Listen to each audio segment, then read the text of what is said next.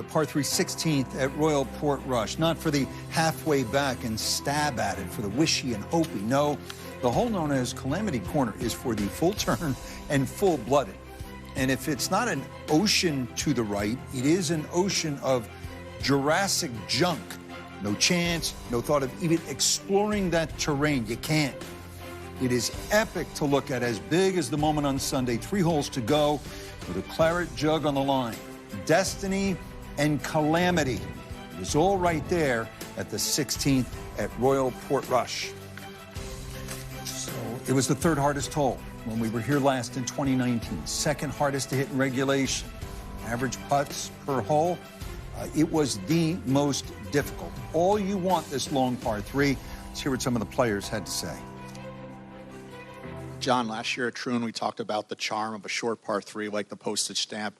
What do you like or dislike about a long par 3 like 16 here? And do you think we need more challenges of the long irons and fairway woods at majors? More? No. I think when you find the short hole,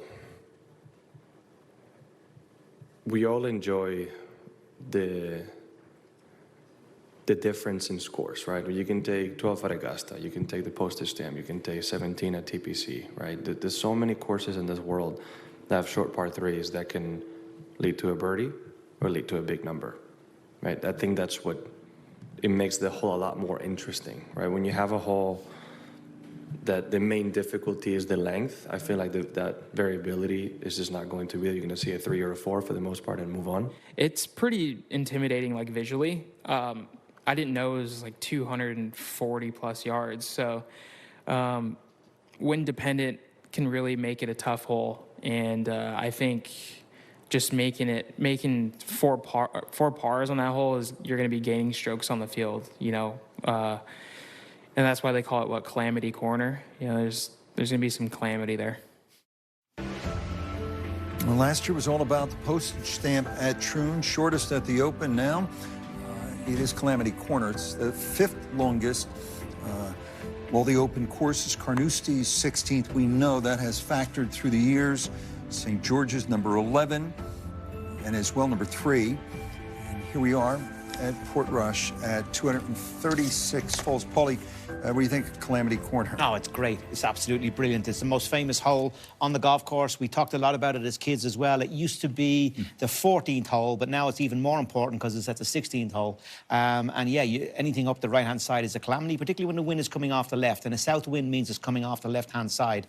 And Brandel talked about earlier in the week, that little pot bunker on the left-hand side, there's grass bunker, we call it. That's where Bobby Locke used to aim it when he played here. Darren Clark was on here on Monday night. He talked about always hitting into that as well, too, and trying to get it up and down from there. So it's a strategic hole, and that's what I love about Harry Colt. He always gives you an option no matter where the wind is. He very rarely closes off the full front of a green. He'll always give you one side, either left or right, or maybe just short, where you can chase the ball in depending on the conditions. That's what I love about his architecture. He doesn't close your optionality off. And difficult under the best of conditions, but this week, with the wind changing almost every single day, it's going to go from off the left, just as you talked about 2 of the days. It's going to be dead in one day and dead down wind another day. So exceedingly difficult given the conditions we're going to see. As I like to say over here, we'll get Johnson sorted, and he will join us a little bit later in the show.